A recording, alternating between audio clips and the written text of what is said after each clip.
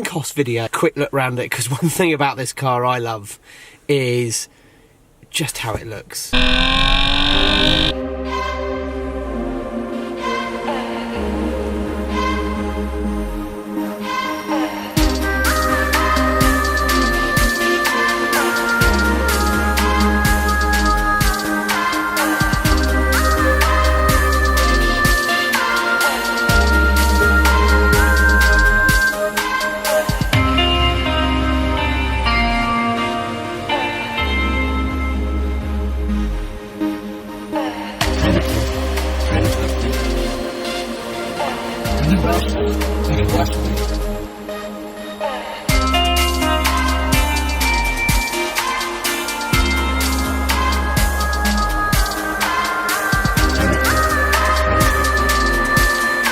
Hi guys, welcome to Petrolheads London, and a long awaited video. I'm here back in my F-Type, and I thought, I've had this car now for over a year, just over a year, which is a long time for me to own a car, and I thought, lots of you keep asking questions, and I thought, let's start answering some of those. And one that keeps coming up is running costs of this car.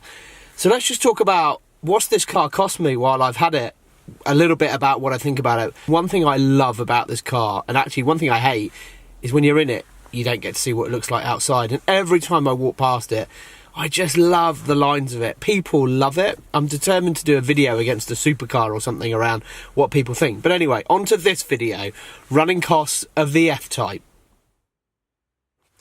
So let's get on with the running costs of this car. So the first thing we should probably talk about is fuel efficiency. Now, you don't really buy one of these cars to be fuel efficient, but do you know, it's not too bad. So I was just having a look at the trip computer I've done.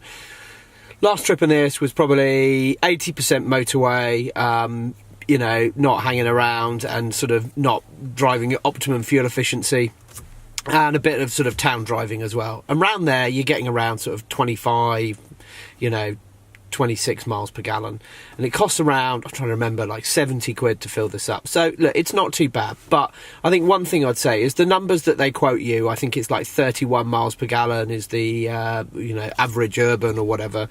Yeah, I've got that, but like I've been sat in like a 50 mile an hour combined zone, so I want to give you guys the truth about kind of miles per gallon, and let's, you know, test conditions are never actually real to what's happening. So I'd be keen to see what did you get miles per gallon on your car. So what car are you driving and what are your miles per gallon? Remember to put that below. Be really keen to see, kind of just get a bit of comparison, because I think everyone kind of inflates what they can get there. Now, if I'm driving this in a spirited manner around country roads in dynamic mode with the red lights on and, you know, all of the kind of like throttle response geared up, then yeah, it's nowhere near that. It's probably in the sort of 10 to 15 miles per gallon for that kind of like part of the drive. So look, you know, when you drive these cars how they're designed to be, you're not going to get those optimum fuel efficiencies.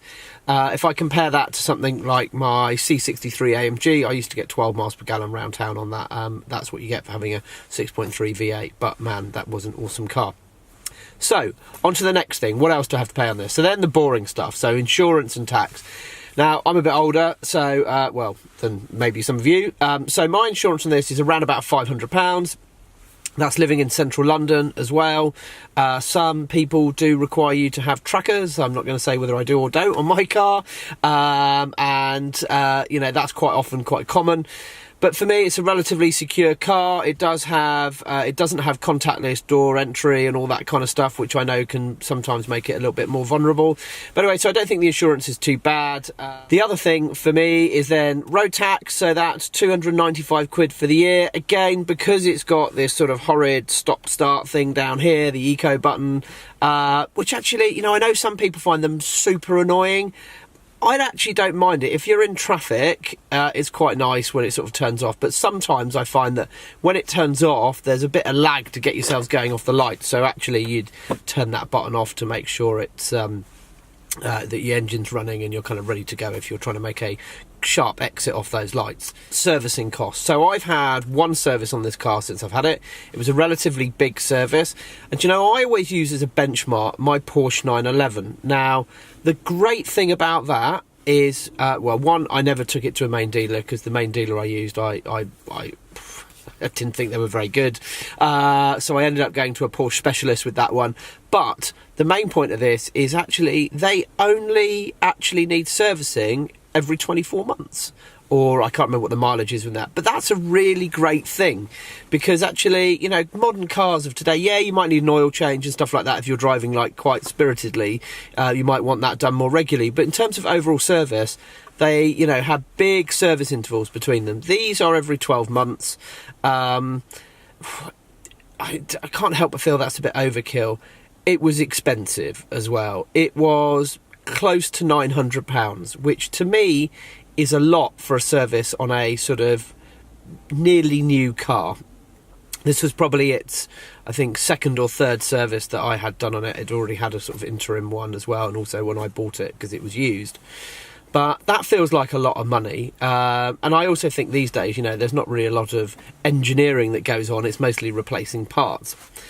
So, with that, what I've also done, actually, is made a little list of some of the other things that have gone. So, in terms of running costs, one last thing, the big question that everybody is asking, tyres.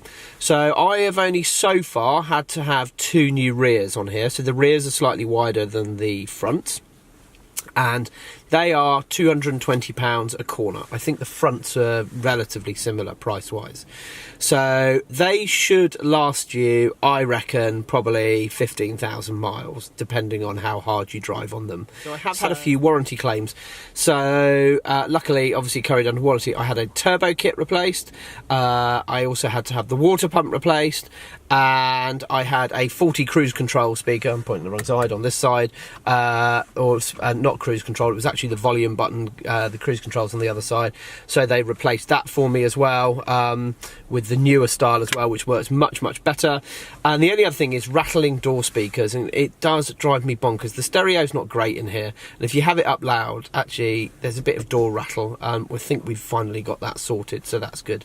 So, as I said, yeah, a few expenses. So I'm lucky that it was under warranty, so I didn't have to pay for those things. I had a door handle issue as well, where it kept leaving the light on, which sits under the little door handle. And again, that was replaced under warranty. But overall, no particularly big costs. I think it's quite comparable to other cars in its class in terms of running costs. I still love it. It's probably not as well built and polished as like a 911 or a Mercedes, but it is a great car. I haven't got the roof down now just because it's a bit sunny for the camera, but I have the roof down on this all the time with the heating on. So anyway, just a quick view of my running costs of this car. I hope that kind of like gives you a view. So like, I suppose a quick tot up for a year, it's costing me sort of, I don't know, 1,800 quid for the year, including insurance, tax and a service.